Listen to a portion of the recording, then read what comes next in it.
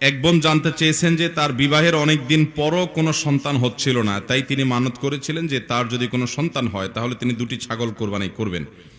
কিছুদিন পর তার একটি ছেলে সন্তান হয়, এখন তিনি আকিকা করবেন। প্রশ্ন হলো, মানতের ছাগল দিয়ে আকিকা করা যাবে? যদি না যায় তাহলে আকিকা আগে করবে নাকি মানত আগে করবেন? মানত এটা ইসলামী শরীয়তের দৃষ্টিকোণ থেকে কোনো প্রশংসনীয় কাজ না, কিন্তু কেউ করলে জায়েজ আছে, করলে সেটা পূরণ করতে হবে। নবী করিম সাল্লাল্লাহু আলাইহি ওয়াসাল্লাম রীতিমতো বলেছেন যে মানত তোমরা মানত করবে না, ইন্নামা ইউস্তাখরাজু বিহি মিনাল বখিল, মান্যতের মাধ্যমে বখিলের কৃপণের সম্পদটা বাহির হয় শুধু, এছাড়া তেমন কিছু না। মান্যত কাকে বলে? মান্যত বলা হয় আল্লাহ আমার অমুক কাজটা হলে, আমার ছেলেটা অসুখ, সে সুস্থ হলে আমি একটা ছাগল দান করব, 2000 টাকা গরিব মানুষকে দিব, এটা হলো মান্যত। আবার মান্যতের মধ্যে কিছু মান্যত আছে যেগুলো ভুল মান্যত, যেমন আল্লাহ আমার এই কাজটা হলে আমি শাহজালাল শাহপুরানে মাজারে যাব, এরকম মান্যত আছে না নাই? তো এই মান্যতগুলো হলো ভুল মান্যত। শরীয়তে মান্যত বিশুদ্ধ হওয়ার জন্য এমন কাজের মান্যত করতে হবে যেটা শরীয়তে ইবাদত, যেটা ইবাদত, সেরকম কাজের মান্যত করতে হবে। আরো শর্ত আছে। এখন যেটা ইবাদত না, বরং ইবাদতের উদ্দেশ্যে কোনো কবরে আলাদা যাওয়া, এটাই রীতিমতো হাদিসে জায়েজ নাই, হাদিসের নির্দেশ আলোকে, সেখানে ওইরকম মান্যত করা হলো রীতিমতো শরিয়া বিরোধী মান্যত। সেরকম মান্যত পুরা করা জরুরি নাই। বরং নবী করিম সাল্লাল্লাহু আলাইহি ওয়াসাল্লাম বলেছেন, মান নাযারা আন ইয়াসি আল্লাহ ফালা ইয়াসিহি, যদি কেউ হারাম কাজের মান্যত করে তো সেটা পূরণ করবে না, বরং সেটা ভঙ্গ করবে। তো এখন যদি আপনি মান্যত করেন যে আল্লাহ আমার সন্তান যদি হয় তাহলে সেক্ষেত্রে আমি আপনার রাস্তায় দান করব, তাহলে ওই দানটা আপনাকে করতেই হবে। আকিকার ছাগল দিয়ে ওই মান্যত আদায় হবে না, আকিকা তো ভিন্ন ইবাদত, অতএব এটা দিয়ে মান্যত আদায় হবে না, মান্যতটা আপনাকে আলাদা আদায় করতে হবে।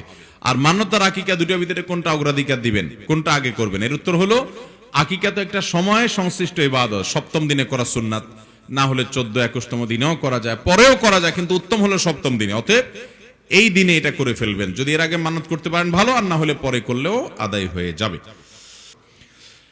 এরপরে প্রশ্ন হলো, অনেকেই বলেন বড় তাসবিহ পড়তে হলে ওযু করতে হয়, ওযু ছাড়া বড় তাসবিহ পড়লে গুনাহ হয়, এ ব্যাপারে আপনার মতামত জানতে চাই। বড় তাসবিহ কোনটা আবার? ও লা ইলাহা ইল্লা আনতা সুবহানাকা ইন্নী কুনতু মিনাজ জালিমিন, এটা দোয়া ইউনুস। আল্লাহ তাআলা এই দোয়া সম্পর্কে বলেছেন, ওয়া কাযালিকা নুনজিল মুমিনিন।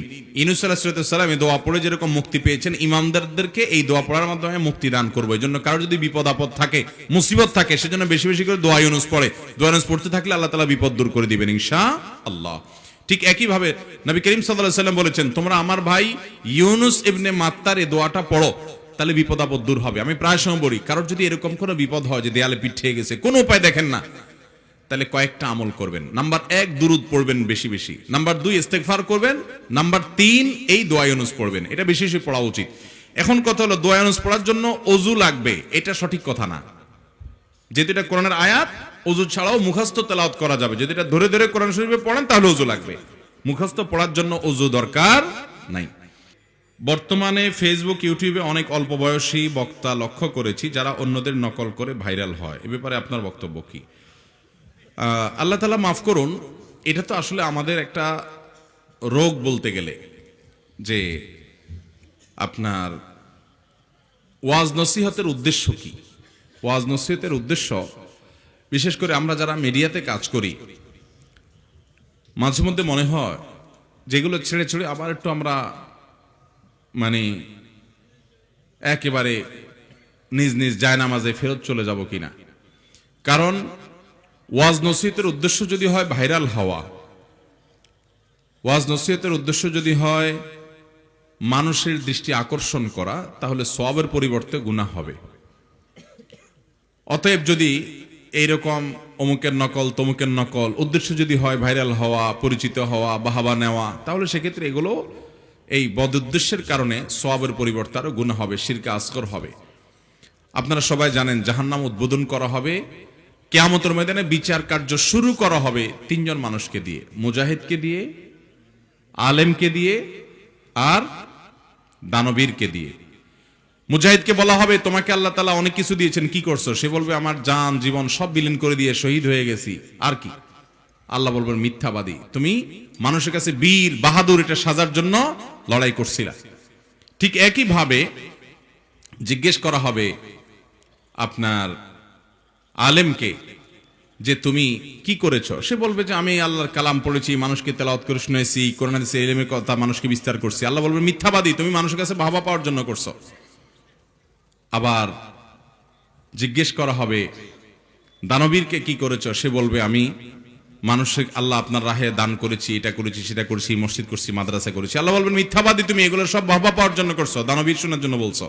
আর দুনিয়াতে সেগুলো বলা হয়েছে এবং এদের তিনজনকে জাহান্নামে নিক্ষেপ করা হবে। আল্লাহ আমাদের সবাইকে ইখলাসের সাথে কাজ করার তৌফিক দান করুন এবং এই লৌকিকতা, রিয়া এগুলো পরিহার করার তৌফিক আল্লাহ তাআলা আমাদের সবাইকে দান করুন।